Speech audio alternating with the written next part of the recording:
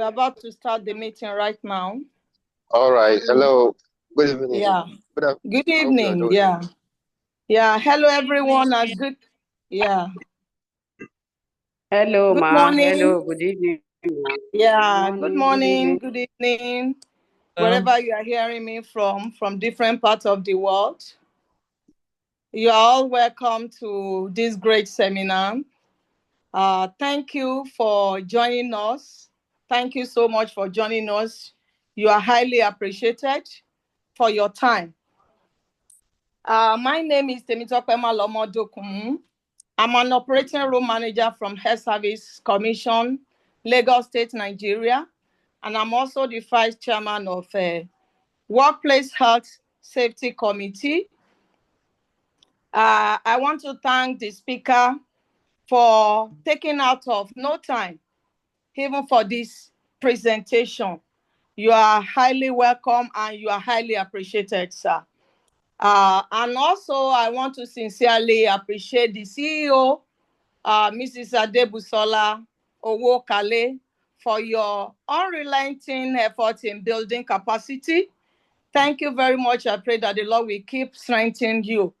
Thank you very much. And to all the leaders in different capacity from every regions of the TORG Global and from the regions, I say thank you for working seriously for building capacity.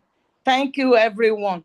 The topic for today's webinar is fostering a safe and respectful workplace, addressing bullying, harassment, and violence. And when we are talking in terms of having a safe and respectful workplace, so which means that every individual dignity must be respected. And we also have some key examples on how we can have a safe and respectful workplace. Everybody dignity must be respected, irrespective of the cadre of the individual, irrespective of all the cadre of the individual. And so also the dignity of the individual must be respected. We also must have active listening. Active listening. We must also have dignity of everyone, which must surely be respected. And the person that is going to do justice to this topic is no other person than my boss, a very respected and well-intelligent person. Is no other person than Mr. Sunday Ekpen. Mr. Sunday Ekpen is the one that is going to do justice to this topic.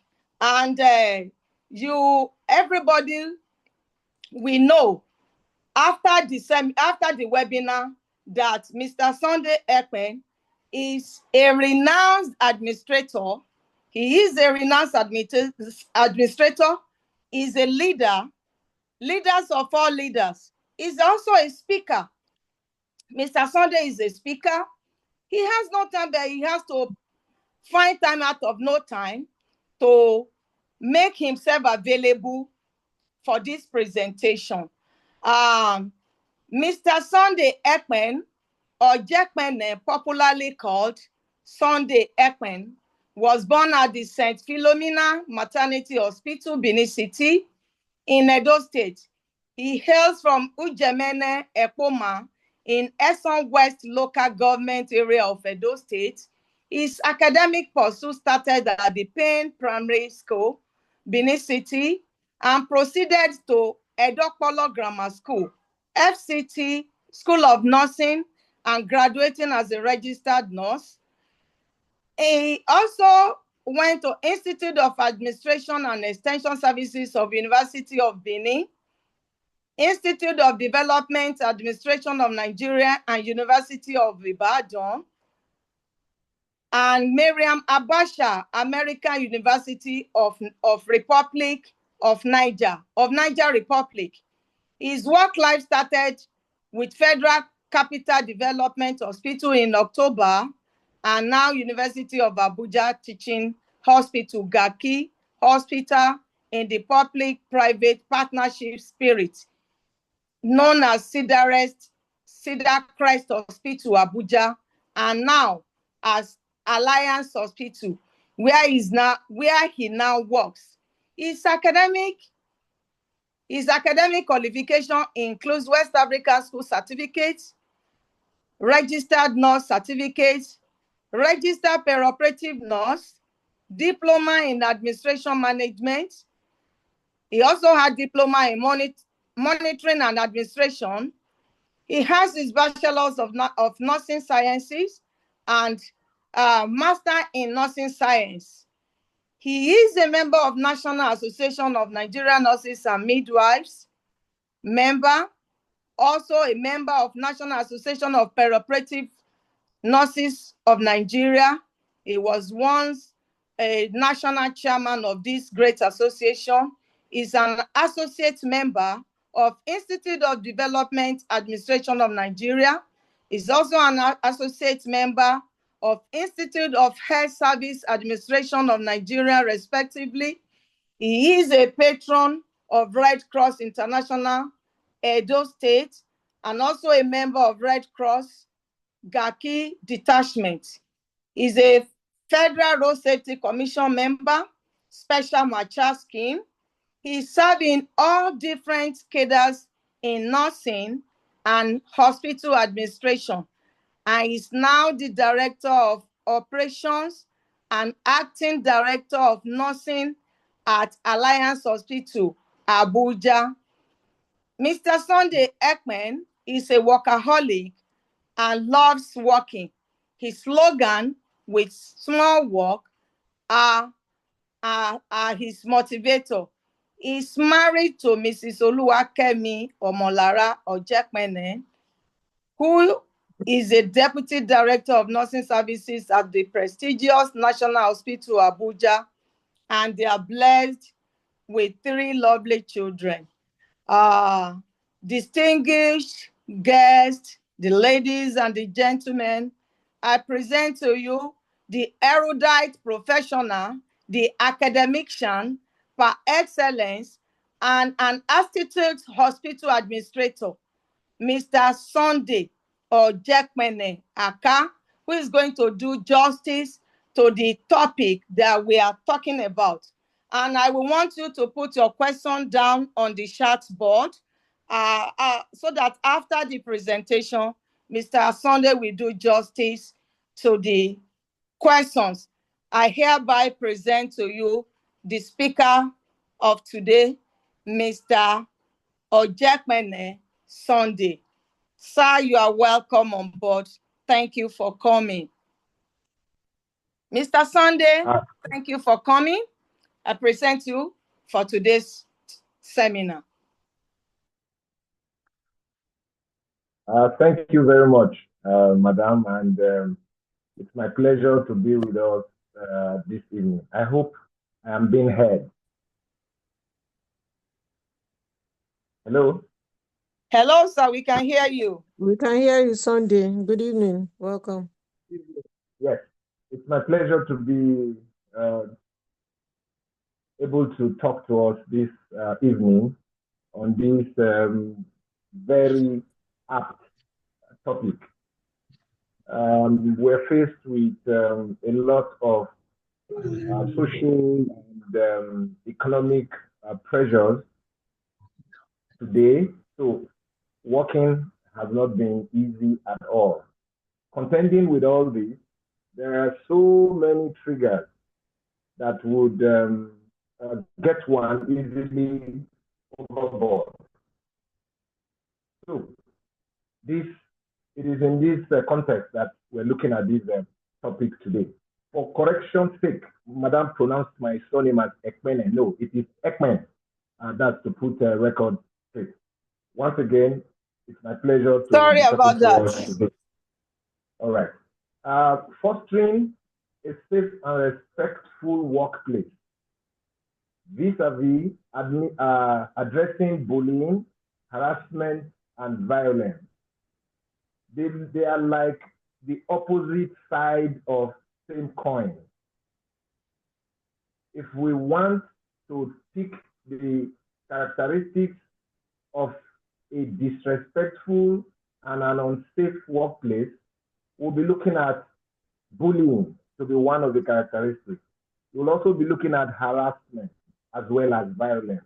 So, where the environment is safe and respectful, we don't intend to see bullying, neither do we expect to see harassment or violence. So, by way of introduction, a safe and respectful workplace is the foundation of any thriving institution or organization. Otherwise, it will not be able to meet its set goals. For every organization, there are goals that are set. The health institution, for example, the priority would be to take care of patients, meet their different needs, and at the end of the day, the staff that are working there, they are happy, they make a living, and they live thereafter happily. They are able to maintain a family. They have a sane mind. They can think well. So all these are attributes that we expect to see in a functional and thriving organization. However, trust seems to be a major factor. If the workers, as it were, do not trust the organization, it becomes a huge problem. If you look at the different theories of motivation, you'll find out that value and support keeps recurring.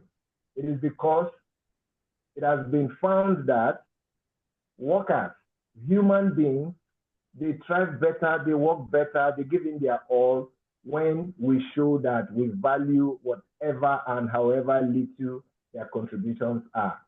Now, at the times of need, which may be educational and otherwise, they are also happy when they see the organization come to play and put support to them. Support may be technical, administrative, emotional, and even health, or concern. Looking at the term or the concept, it is a multifaceted approach, and it involves establishing policies, procedures, providing comprehensive training programs, and fostering a culture of open communication.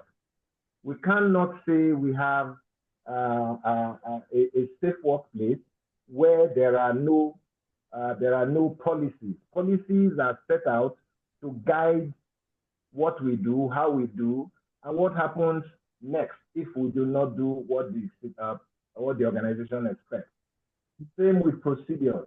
Procedures talks about the step-by-step approach that we are supposed to take to achieving the organizational goals. How about training?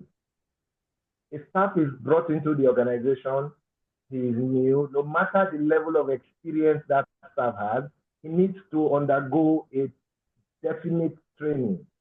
Definite in the sense that it is deliberate to make sure that the person is able to combine both the theoretical and physical as well as mental contributions along with being able to blend with human beings.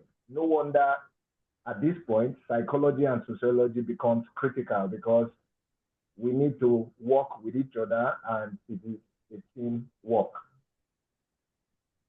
We can't continue to talk without getting to talk about policies and implementation of these policies, especially as they address harassment, discrimination, and other forms of misconduct. These policies and procedures should be comprehensive, accessible, and communicated effectively to all employees.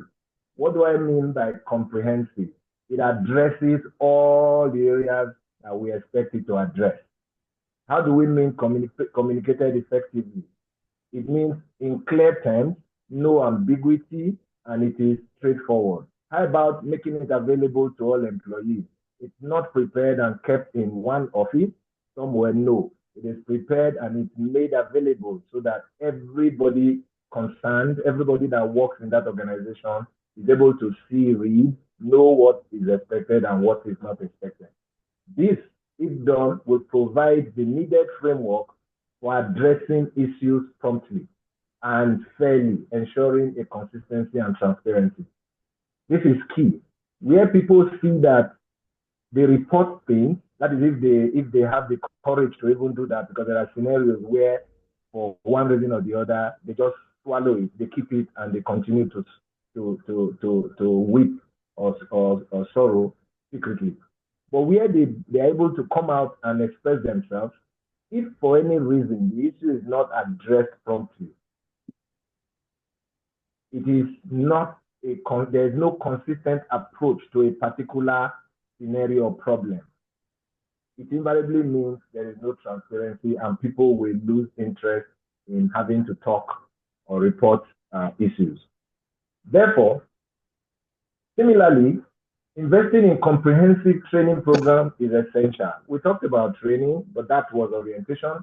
But training in this case is a deliberate, continuous approach to ensuring that people know what they are supposed to do. That is following McGregor's theory of motivation.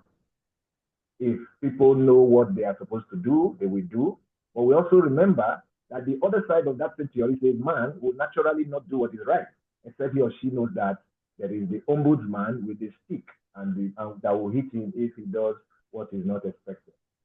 These programs, I mean educational programs, are to encourage employees, educate employees, and particularly on topics that have to do with harassment prevention, diversity and inclusion, conflict resolution, and ethical decision making.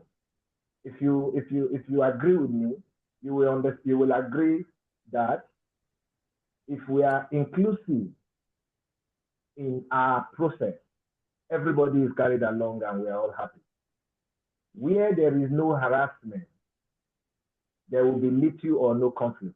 But if there is conflict, if the people have the knowledge of conflict resolution and ethical decision making, the tendency for people to quarrel to the point of having to get physical would be completely eradicated. By equipping employees with the knowledge and skills to navigate challenging situations effectively, organization can create a more inclusive and respectful environment. This is what we're dreaming of. This is what we're hoping for. And if we follow the tenets here step by step, we will not long from now have a society and a workplace where respect and safety will be a top burner. Training should be interactive, engaging, and tailored to specific needs of the organization and its workforce. There are several factors that would determine what area, what aspect an organization would need to deal with, as the needs may vary from one to the other. It also involves fostering a culture of open and simple, unambiguous communication and accountability, which is also paramount. Communication should be clear, and everybody is accountable to what he or she does. This means creating a safe space where employees feel comfortable reporting concerns with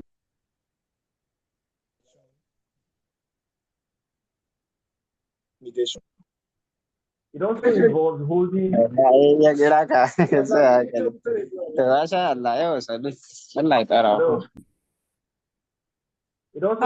holding individuals accountable for their actions, regardless of their position or seniority. This is a problem in specific settings. It tends to follow organizational culture. We'll be talking about that as we proceed. These foster a sense of trust and fairness. That is, if these are done, there is a sense of trust and fairness, encouraging employees to speak up and address issues proactively. It is an ongoing process that requires continuous effort and commitment from all stakeholders by implementing clear policies. You see, we are coming back to policies again, providing comprehensive training and fostering of culture of open communication and accountability. Organizations can create an environment where everyone feels valued, respected, and empowered to thrive. If we can have these three attributes in any organization, I can tell you that the canker worm called workplace evil, bullying, harassment, and violence will be a thing of the past. This is not only beneficial, it doesn't only benefit the individual employees, but also the organization, because on the final analysis, the organization also attains its set goals. Work bullying, harassment, and violence. We'll be looking at these specific topics one after the other. In all, these are serious issues that have devastating consequences for individuals and organizations. They are distinct but interconnected behaviors that create a hostile and unsafe environment for employees. We've just seen a new word, hostile, not only toxic. Now, workplace bullying refers to repeated and unreasonable behavior directed towards an employee that creates a risk to their health and safety. So the attributes here are that the activity, behavior are unreasonable. And it is not a one-time thing, it is repeated. Workplace harassment can include unwelcome and unrepeated words or actions that are known or should be known to be offensive, embarrassing, humiliating, or demeaning to a worker or group of workers. It can include verbal abuse, intimidation, threat, isolation, and undermining of work. This tells us how serious this matter is. Workplace harassment. It involves unwelcome conduct that is based on a protected characteristic, such as race. A black man passing comments that are not savory to a colored man. A white man passing comments or saying things, and it is race concerned. Religion, we look at the different religious groups. Gender, male, female. Sexual orientation, disability, or age. These are considerations that usually a lot of people worry about, and it determines how they react when they face such a situation. If people are of the same age, they are likely to tolerate some of these attributes. But when a younger person talks to an older person the way he or she doesn't like, he gets offended. If an older person talks to a younger person the way he or she doesn't like, he also gets offended, and he says, "It's because you are older than me. It's because you came to the organization first before me." But in a decent and harmonious workplace, these are secondary matters. Teamwork becomes critical. Workplace violence. This encompasses any act of violence or threat of violence that occurs in the workplace. This can include physical assault, threat, intimidation, and property damage. Property damage here would include physical damage to either of the parties that is involved, and may also cause physical damage to the hospital property.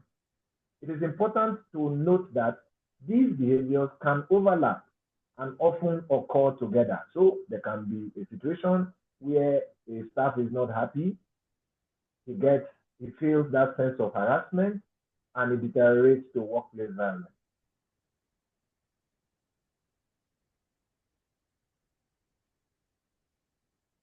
We'll be looking at attributes of workplace bullying.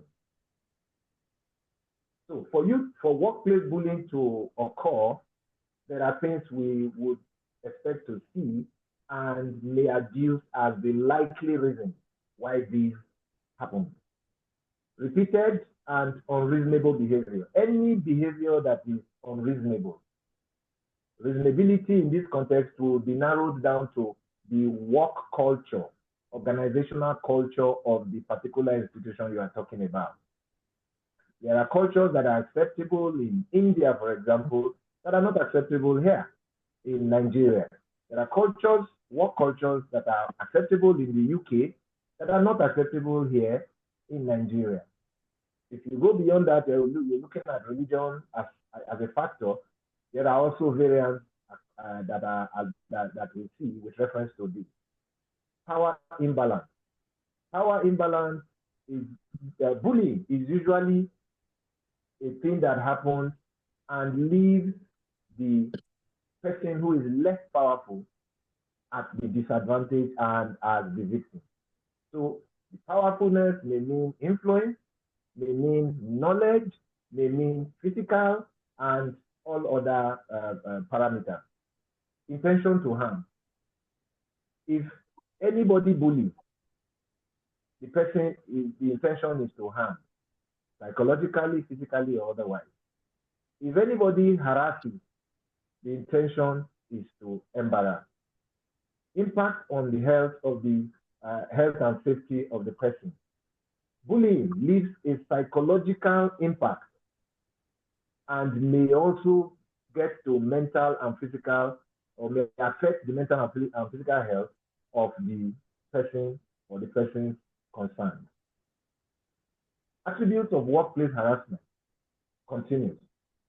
Unwelcome conduct. Conduct or behaviors that are not welcomed by the other party. It is based on protected characteristics. We listed the protected characteristics earlier to include race, religion, gender, sexual orientation, disability, and or age. These are issues that are contemporary and they keep becoming topical issues in maintaining and preventing harassment in workplace.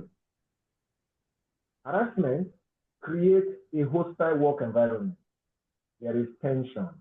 People don't trust any of the other person. They feel offended. They feel bad. They are not encouraged to work with their whole mind. So the environment becomes what most people will characterize as toxic environment. Can be verbal, non-verbal, or physical. Very strict, depending on which we are talking about here. Attributes of workplace continue. Act of violence or threat of violence. This is potential or actual, but there is that element of physical assault, threat, intimidation, or property damage. Can be directed at individuals or property. We just mentioned something about that damage to the organizational property, damage to the person's property, and may include physical damage, bodily harm to the person in question. Looking at the three pictures we have here, the first one, the other man is dragging the sitting man by his tie. That could lead to whatever. The middle one, the lady to the right, is hitting the lady to the left with only God knows what that is, and that could cause her body injury. And we are seeing the third one already injured. Acts of violence or threat can be directed at individuals or property, can have serious consequences. We've seen some of them there, often escalated from one form of workplace misconduct. So it can start from mere threat, it progresses to harassment, and by the time you know, we're already seeing bullying, and if not attended to, it becomes a violent situation. Now, to deal with this, which is the main thrust of this discussion, having highlighted what we need to know about these three cankerworms, it becomes necessary to discuss strategies to foster a safe and respectful workplace. Let's not forget, our target is to address bullying, harassment, and violence. One, creating a culture of respect and inclusion. If that is done, we will not beef the other person. We will not have reason to bully. We will not have reason to harass, and there will not be any violence. So to achieve this, develop a strong anti-bullying, anti-harassment, and anti-violence violence policy. Now, coming back to policy, because we talked about policy and process and procedures as the main way to deal with this matter. If we have these policies and processes in place, we're not likely to see this. Provide training for all employees. People will do the right thing if they know. This knowing has to do with knowing the correct thing, knowing what will happen to them if they go the wrong route. Promote open communication. We talked about communication that is open, that is straight, that is unambiguous.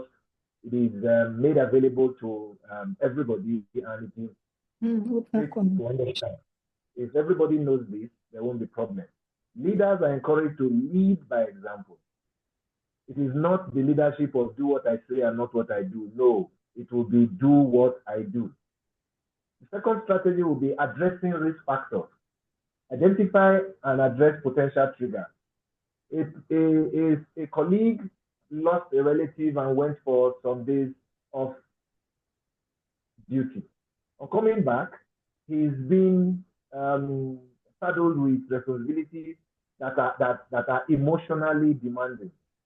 Definitely, there is likely to be a break because the person is still brooding, is still not completely overcome the stress of having to lose a relative and running through the preparations and all that required. Implement stress management programs. The world is already getting tough, irrespective of where you live. Things are getting difficult. There is economic hardship and otherwise.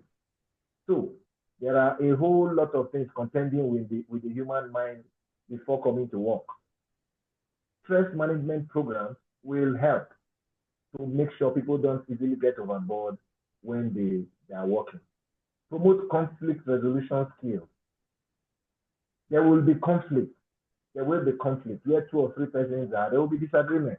But if they know how to resolve this conflict, they know their limits, things are not likely to get out of hand. Provide support services. Support services would include social services, mental health services, and all that to make sure that the psyche of the average worker that is working in the organization is kept safe. Responding to incidents promptly and efficiently. Establishing clear reporting procedures. If this is made known to everybody and they follow it, we're not likely to have problems. Investigate all reports thoroughly. So there's no shabby, there's no hasty, there's no impromptu reporting. All facts are determined. Take appropriate disciplinary action. There's no behind the scenes consideration. There is no informal consideration. We work by the rules and what the book says. Everybody would feel comfortable to talk and they would trust the system. Provide support to victims. Victims of harassment most times do not want to talk because they feel harassed, they feel embarrassed and all that. But if they know that there is a support system, they will talk and it will no longer become a quiet matter. Security measures. To put security measures in place, we need to invest in robust security systems. This would include having to determine what happens by way of surveillance, camera control, closed circuit systems, and all that to recall through events when necessary. Implement a clear security policy. With that policy again, we need to have policies on how to deal with issues concerning suspicion, emergencies, and even visitors that comes into the premises. Provide training on staff on safety procedures. We need to know what constitutes hazard.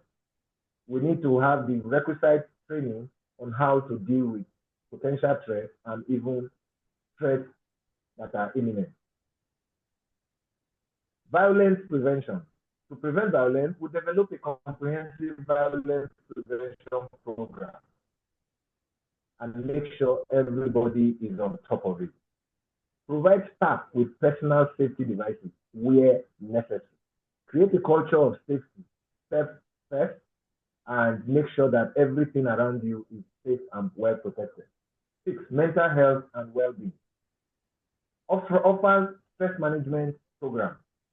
which would include hangouts, good relaxation, annual leave observation. And I'd like to say at this point in time, the man who or the staff who thinks he's the strongest worker, he's the hardest worker by not going on leave, easily gets burn out, and this may be responsible for some of the cardiac arrest situations we've seen in the operating room environment and the entire hospital setting over time. Create a support work environment. A supportive work environment would mean promoting good communication, teamwork, and a culture of mutual respect. Provide access to mental health, which is key and strategic to this discourse. Workplace ergonomics and safety. There's no better place to discuss this than in a hospital. We see repetitive actions, we see sometimes awkward movements and even awkward positioning. So to deal with this, optimize workspace for safety. Everything that is needed is made available. There is no ambiguity. The place is literally arranged. Everything that has to do with ergonomics, position, and to support are made available, as this will reduce risk for injury. Provide proper lighting and handling, or lifting and handling, that's manual handling now. People have developed problems, musculoskeletal and otherwise, just because they did not have a good hang of lifting and manual handling. We are expected to train staff on all techniques involved here. Regular inspection of equipment and facilities. This is key to identify when they need change, when they need repairs. In this case, preventive maintenance and reparative maintenance are key. Continuous improvement. We live in a dynamic society, we work in a dynamic place, so regular review of safety policies and procedures is very necessary and will be helpful. Encourage feedback from staff. This is very, very important. Invest in ongoing safety training. Provide regular training for staff on this matter. Cultural perspective in bullying, harassment, and violence. Culture is the way, acceptable way of a particular person in a particular society, the way that is what is acceptable for them to do. However, because we do not work in the same place, we do not come from the same place, like we say the world is a global village, there are certain dynamics that are acceptable in some cultures and not acceptable in other cultures. This brings confusion, it brings trouble, and not being able to handle them well causes embarrassment, harassment, and may get to violence. Definition and acceptance, which is what I just tried to explain. Different cultures, they have different definitions, and somewhere along the line I said a mild embrace may be acceptable in the United Kingdom, but in the Middle East, that might be a very big offense and be taken on the other as a not acceptable behavior. So it is key to understand defined behaviors, acceptable, and how acceptable they are. Power dynamics. It tends to follow that the more powerful in whatever parameter or dynamics have the more tendency to bully, harass the younger or junior one. So that becomes an issue that needs to be looked at. Gender. There are certain areas where certain actions are acceptable from the male and or the female. But in other areas, it becomes a taboo, it becomes an abomination. Stigma and shame. Stigma, shame are two key things that have kept a lot of persons that have been harassed or bullied not to speak out because of fear of being blamed or ostracized, leading to cultural silence around the issue. Legal and institutional framework. If the workforce knows that the institution has an effective law and policy regulating workplace, bullying and harassment may not be prominent, and these vary from one country to another. In cultures where legal practitioners where legal practitioners are strong and actively enforced, individuals may feel more confident in reporting incidents. Conversely, in cultures with weak enforcement, victims may feel that reporting is a waste of time and would not report. Organizational culture. This worries or talks about the culture of the organization as they work. Organizations that promote open communication, inclusivity, respect for one or another are more likely to discourage such behavior, while toxic environments may perpetuate them. Generally, understanding these cultural perspectives like power and authority, delegation, male and female roles, etc., is essential for developing effective strategies to address bullying, harassment, and violence in workplace. Organizations must consider these factors when creating policies and training programs to foster a safe and respectful work environment for all employees. Now, I will just read through this, but at the end of this discourse, I would expect a few comments on what we think or see wrong about this scenario, and I'm sure the moderator at that time would handle them very, very well. Scenario 1, a nurse is consistently excluded from team discussions and denied learning opportunities by a senior colleague.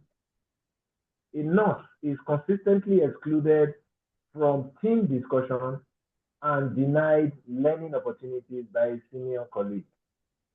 I do not know what is wrong there, but by the time we are discussing, I'm sure we will deal with it. Scenario 2, a hospital administrator makes repeated inappropriate jokes targeting a junior staff member's ethnicity. A hospital administrator makes repeated inappropriate jokes targeting a junior staff member's ethnicity. Scenario 3, a surgeon openly threatens a colleague who reports unsafe practices. A surgeon openly threatens a colleague who reports unsafe practices. The next will be discussion, and like I said, the anchor would deal with this. Key takeaways here. Workplace bullying, harassment, and violence negatively impact employees' well-being and productivity. This needs no ado. Reason is very simple. If a staff is not comfortable, he gets disturbed, his psyche is disturbed, even if he used to be confident or comfortable doing his work, he is no longer sure what if he does anything, how it will be interpreted, is he likely to get the support of the organization? So his productivity will decline. If productivity declines, ultimately the overall goal of the organization is also questioned. Clear policies, training programs, and strong leadership are essential for prevention. To prevent these things we just mentioned, bullying, harassment, and violence, this takeaway says clear policies, deliberate training programs, and strong leadership would help to reduce, if not eliminate it. Encouraging a culture of respect and accountability improves workplace safety. We've had reasons to talk about this in our earlier part of this discussion. Employees must feel safe to report incidents without fear of retaliation. If I report the chief consultant, not because I want to report, but I want to be diligent to the hospital, because as part of the rules, it says if you see sick, it says if an incident occurs, feel or report in the incident reporting format. If I do that, am I going to be intimidated by this almighty manager? That becomes an issue. But if the employee feels safe, then there won't be a problem. Sometimes this is very, very necessary and very important for us to always remember. Sometimes employees stay on this lane What is this mean? Accusations of bullying, accusations of harassment, accusations of violence, especially bullying, to rationalize inefficiency and ineffectiveness. Hence the need for proper interrogation, investigation, and determination of what the reasons were for this. For further reading, I would expect us to take our time and just look through 1, 2, or 3 of these 5 references that have been outlined here. And at this point, I want to say it's been my pleasure talking to us on this very important topic, fostering a safe and respectful workplace, talking specifically about bullying, harassment, and violence. These are key issues that are disturbing the different organizations today, and the healthcare system is not excluded, especially the operating environment where teamwork, brain work, hard work are expected to combine effectively to enable us achieve our aim, which is basically to make patients go with lighter burden, if not completely take away their burden than they brought to us. Once again, I want to say thank you, and I expect that the anchor would take us back to the scenarios that we created so that deliberations can be done on it. Thank you very much, and God bless you for giving me this opportunity to speak to us. Thank you very much for that presentation, Mr. Sunday. We quite appreciate your knowledge. And as I've rightly told all the participants that Mr. Sunday is the right person to do justice to this presentation because of his vast knowledge in the operating room and also as an administrator. So thank you for that knowledge. He has told us so many things. He has told us that a safe and respectful workplace is also a foundation of a thriving organization. And he told us all the policy, the things that needed to be put in place for us to have a safe and respectful environment. He told us about having a policy which must be put in place that will be as a form of guidance and to address the harassment and discrimination and other misconduct. He also told us about diversity and inclusion that also must be adhered to. He told us about training, which should be put in place, and also to have an individual should be accountable for their actions. So if people have the knowledge of this, that they are going to be accountable for their action, everybody will behave normally as they're supposed to be, and there wouldn't be any harassment or violence at the workplace. And he told us that bullying, harassment, and violence, that they are distinct, intercontinental, they are connected to one another, and they are hostile and unsafe environment. Workplace harassment also involves also involves unwelcome conduct. Is based on protective characteristic. An attribute of workplace bullying is unacceptable behavior. He told us workplace bullying is an unacceptable behavior. And also workplace harassment is also unwelcome conduct because it creates a hostile environment for the people. He further told us about the strategies to fostering a safe workplace. He told us about creating a culture of respect and inclusion, which policy should be clearly defined, and there should be an open communication. Then leaders should also live by an example. Another point he mentioned was addressing risk factors. So, and how can we address the risk factor? By identifying and addressing potential triggers. Also implementation of stress management program, and promoting conflict resolution skills. Also provide support services. Another point he mentioned was responding to incident promptly. You know, when they know that we are going to respond promptly to an incident and effectively. So by investigating all the reports thoroughly, and then taking appropriate disciplinary action and providing support for the victim. Also, security measures should also be put in place. Invent in robust security system, implementing a clear security policy, and providing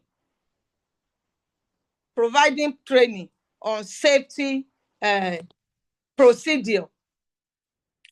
Then, so also, how do we prevent violence prevention? So by providing safety devices and create a culture of safety. Also mental health and well-being. By creating a supportive work environment for all the staffs. Then there should also be an organizational culture. So he has, because of our time, I would like to stop because the time is not on our side. And he gave us a scenario. He gave us about 4 scenarios that he wants us to discuss about this scenario. So as I've rightly said at the beginning of the presentation, that all the questions should be put on the chat. So before we start discussing on the question, so we want to discuss about the scenario that he wants us to discuss. So number 1 scenario says a nurse is consistently excluded from team discussion and denied learning opportunity by a senior colleague. So what are we going to say concerning this scenario? How do we discuss it? So you either send your opinion on the chat or you unmute yourself to let us have the discussion of this scenario number 1. And I will hand over to Mr. Hassan, who is the secretary of the committee, to take charge of this scenario. Mr. Hassan, I hope you are around. Mr. Hassan. Mr. Hassan. Mr. Hassan is not around. Mrs. Sharif, I want you to take charge of this scenario. Is Mrs. Sharif around? Is Mrs. Sharif around? All right. I want anyone that wants to discuss about this scenario number 1. I want you to raise your hand. Yes, Mrs. Oluwatoye, I'm around. Oh, all right. Hello. Good evening. Hello, good evening. Hello, good evening. Yes, you are welcome on board. You are welcome on board. Concerning the scenario that the speaker has already given to us to discuss, he has given us 4 scenarios, which I want you to take charge of this scenario. So I want to, yes. So I want to take charge. The scenario posted here. Yes, it's posted on the screen. The scenario is on the screen. So it's going to be an open discussion to all the participants. So let's have whosoever that want to discuss about the scenario. We have number 1 to 4. So you can take charge. Okay. Yes. And let me step aside. Thank you. Mrs. Oluwatoye, thank you so much, ma, for the house is Mrs. Dokumu, not Oluwatoye. Yeah, Temitokpe. Yeah, you can go ahead. So the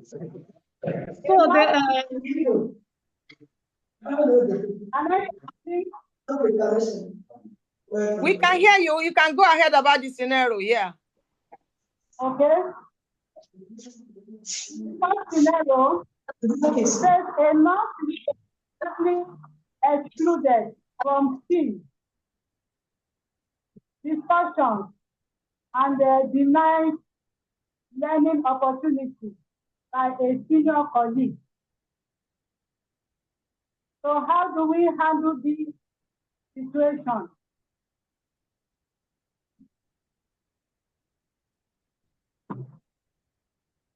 Does anybody want to give us?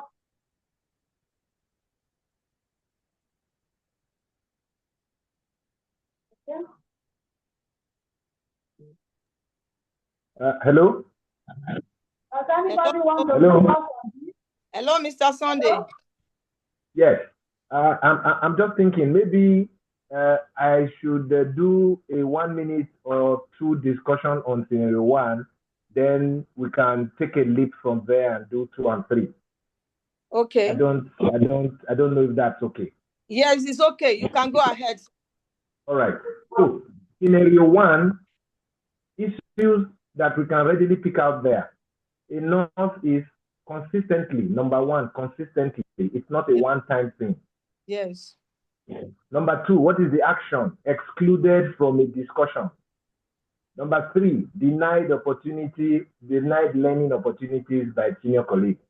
These are attributes that we should not see anywhere. Okay. Everybody has the potential to grow. A friend once said he called a consultant because of the way he was behaving as a consultant that was never a medical officer. So what that means is that even if you are the most skillful person today in a particular setting, just always remember that once upon a time, somebody put you through. You may not have been the best person around at that time, but because of the way you were guarded, you were taught, you were mentored, you were tutored, today you now sit in that capacity to now determine who is doing well or who is not doing well. Your job as manager at that point, or the senior colleague, is not to push away the weak link. No, it is to bring the weak link closer, identify probable reasons for the weakness, and try to turn those weaknesses to strength.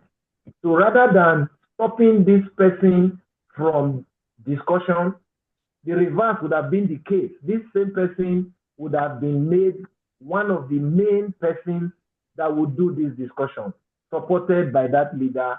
And I tell you, this will not, whatever the problem that would occur from here would not have arisen. And that weak link may just turn out to become the most reliable person in that environment. So I've just succeeded in pointing out what was wrong and how it could have been turned into strength. I'll stop here. Okay. Thank you very much. Thank you. Thank you very much. Yeah. Before you move on, let me quickly say this one to support what our speaker has rightly said.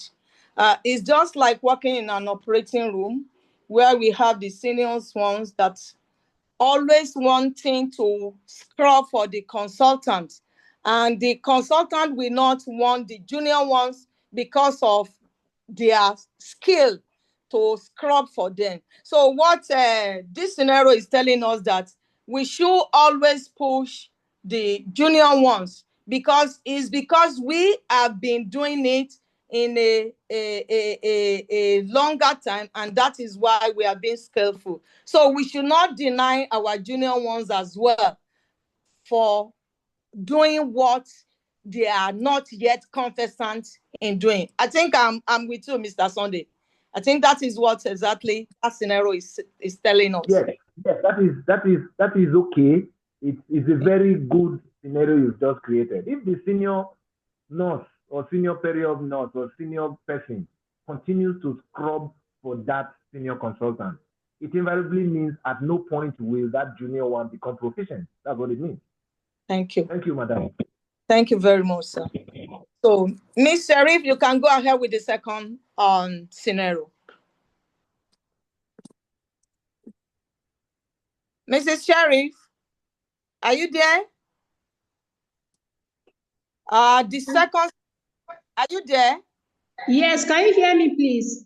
Yeah, you can go ahead with the second scenario. Let's discuss about it. Okay, our second scenario says a hospital administrator makes repeated inappropriate jokes targeting a junior staff member ethnicity. A hospital administrator makes repeated inappropriate jokes targeting a junior staff member's ethnicity. Please, do we have anyone that wants to respond to this scenario too? You can please raise up your electronic hand and the floor will be all yours.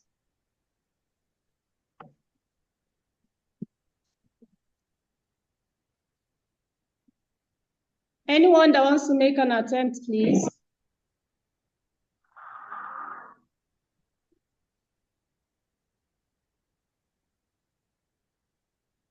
Hello, good evening. Good evening. Can you hear me? Yes. Yes, we can hear you. Okay. Let me start by appreciating our presenter. My name is Nasumar Abdullahi Umar, speaking from Latvia, Nasarawa State. If I can say something regarding this second scenario. Since from the beginning, we have actually seen what our presenter said regarding bullying, which is something that has to do with repeated unreasonable behavior.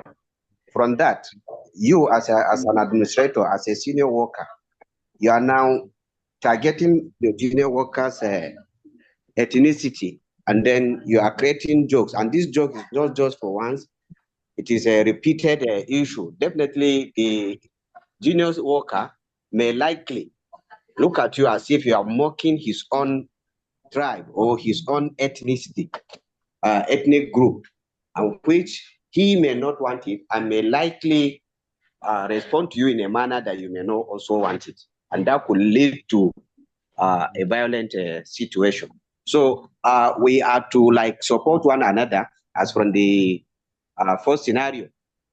Not that we should be mocking or creating issues that one may look at. Maybe someone is looking at his own ethnic group to be a low or minor or something that is not that important. I think it is not appropriate for a senior nurse to do such a thing, one administrator. That is my own understanding on that aspect. Okay, Mr. Abdullahi Umar, thank you so much for your own opinion. Does anyone wants to give us another scenario on scenario 2?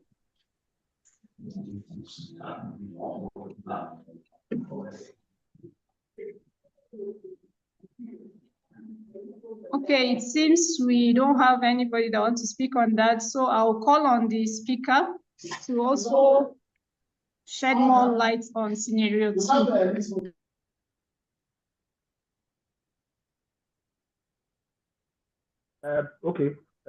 Good evening again. The man who spoke from Nasarawa, I would say nailed it. There's this adage, being in Nigeria, and we are very conversant with adage. There's this adage that says, play for puppy dogs would mean black puppy dog falls to the right, the next fall will be to the white. If in the course of the play there are 10 falls and the 10th fall is always the white one or the black one, apparently that again is no longer play, it is now fight. So if this statement was a one-off, it could be seen by the aggressor or the offender as a joke. But when it is repeated, so the man from Nasarawa was able to pick out the key thing, it is inappropriate and it's a repeated action, which means it's deliberate, it's intentional, with the aim of offending or bruising the ego of that other man that is the junior person. And most probably because he also knows that the junior man may not be able to talk back at him because of his standpoint of managerial position. So all these are factors that, when considered, we cannot take away that fact that yes, that staff is being bullied, and you may go to the point of talking about harassment, and maybe he loses his peace and he gets violent. So not good at all. Thank you.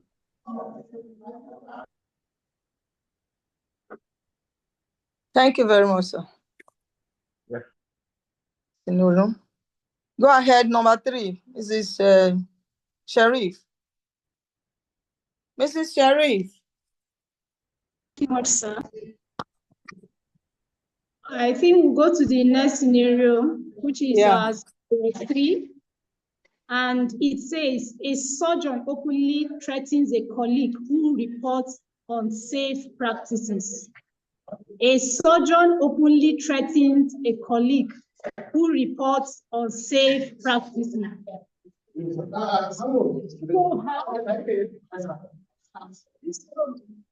So please, does anyone want to attempt the scenario 3?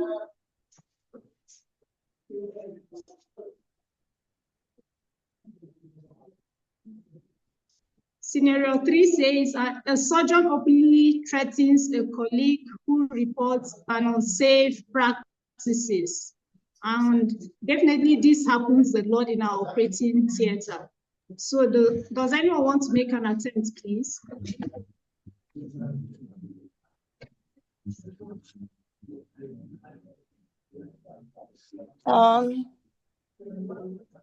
Yeah, regarding the scenario 3, and that is why Mr. Sunday has already hit the nails on the head.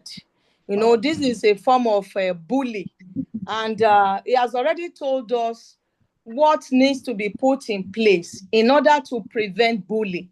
So far, the management has already put a safe practices method on ground. So there shouldn't be any form of bullying. There shouldn't be any form of fear for any junior officer, like a junior surgeon, to his senior counterpart, because life is involved. So if the practices has already been put in place to prevent bullying, so definitely there won't be any fear in reporting any unsafe practices, because it's going to cost life. That's my own opinion regarding that scenario.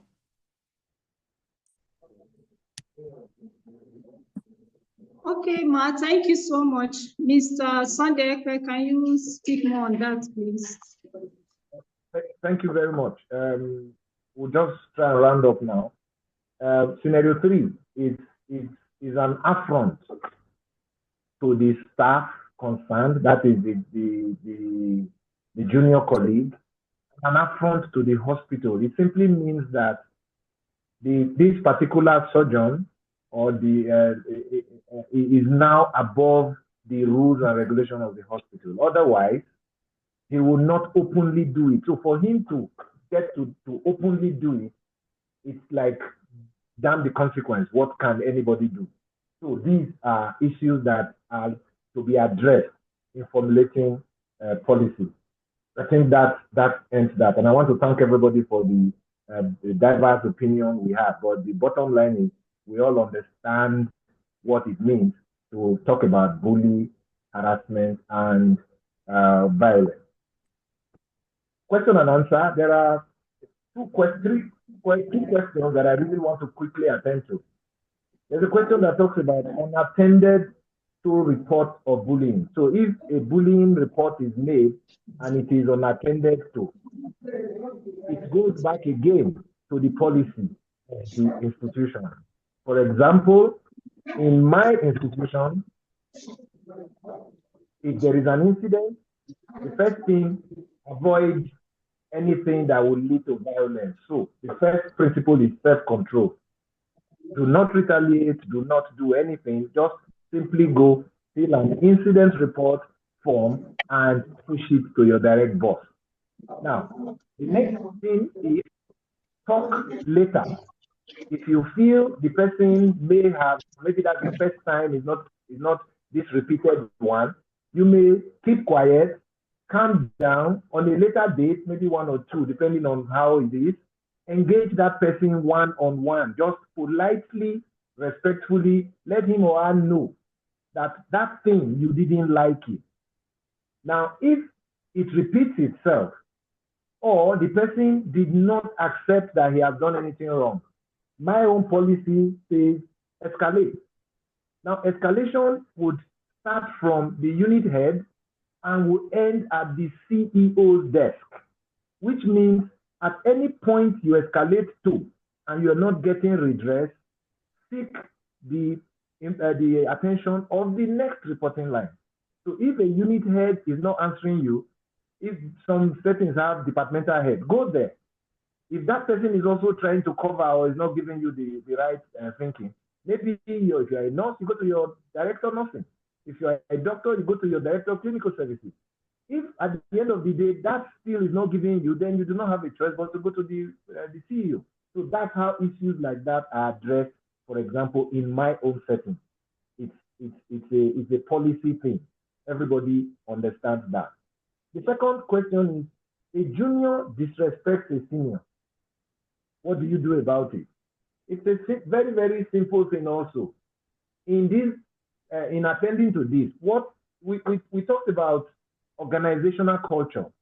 What is the organizational culture that relates to superior-subordinate relationships?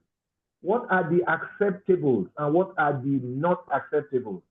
Now, these not acceptables, do they have reformative or punitive measures attached to them?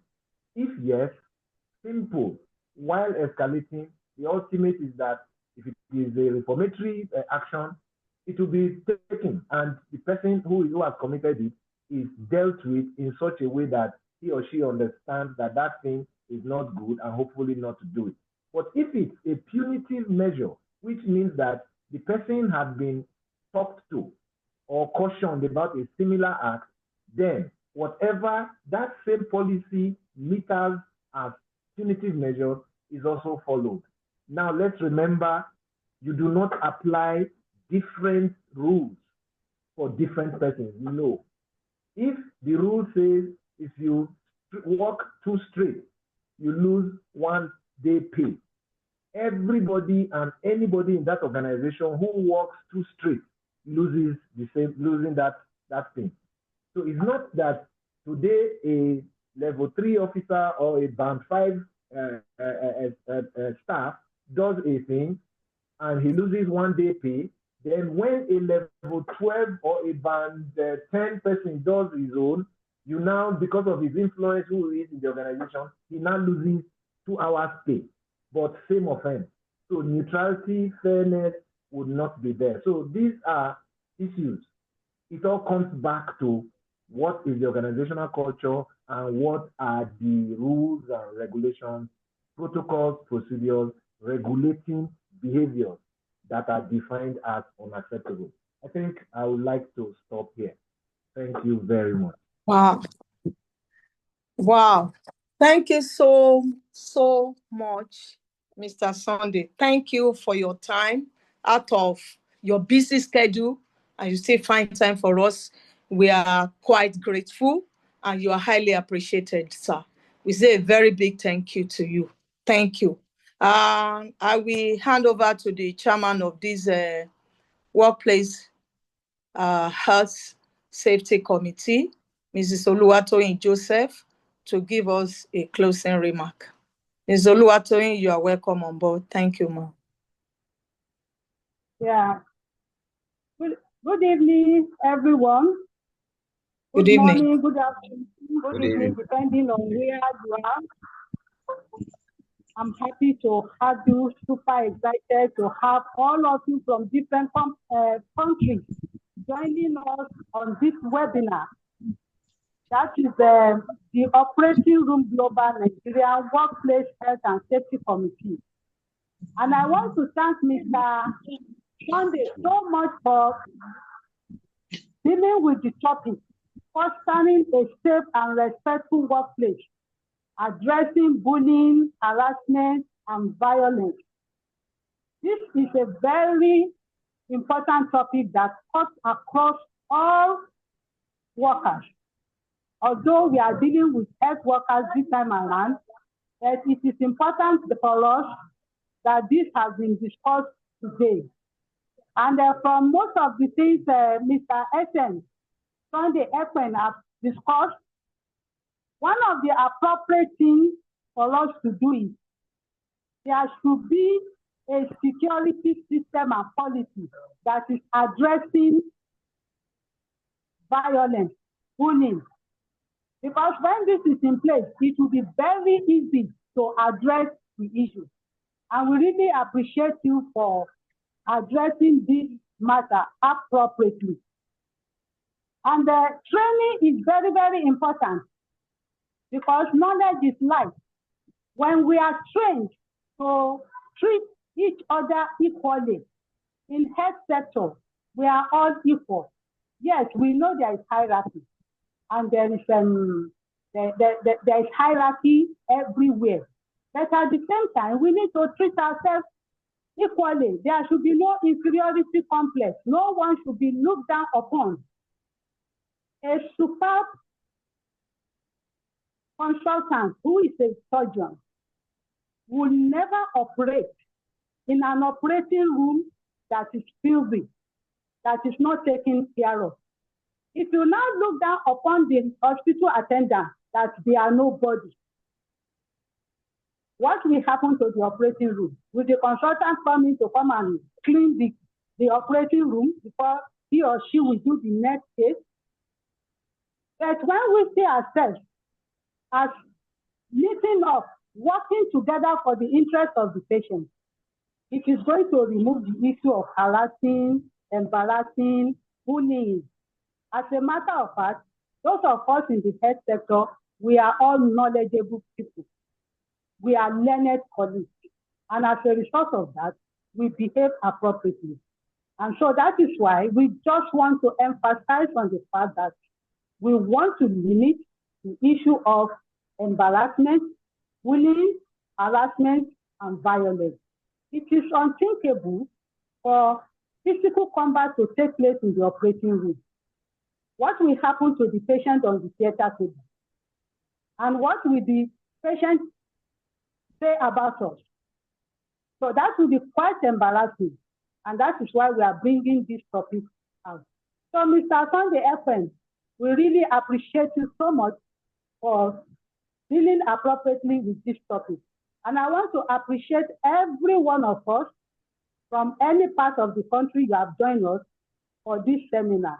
And I must also appreciate the CEO of the Operating Room Global, Mrs. Adebushola, for this innovation, bringing all operating room workers together globally in a single community. We really appreciate you so much. So thank you very much, everyone, for giving us your time. We appreciate the time you have allotted to us. And after this,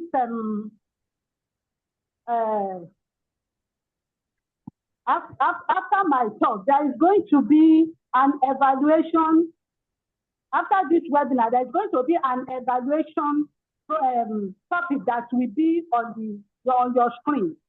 So with this, when you fill out the evaluation, you'll be given certificates. And actually, it is members that will be able to collect certificates because they will need to put in the membership ID number.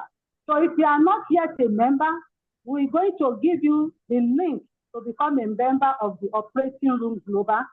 This is where all operating workers, healthcare workers that are working in the operating room, they all come together on a global note. So thank you very much. Mrs. Wakade, the CEO, I don't know if you have anything to tell us, ma'am. I don't think she's around. Hello? Yes, thank you so much, everyone. I think all has been said. Thank you to our speaker, that's Mr. Sunday.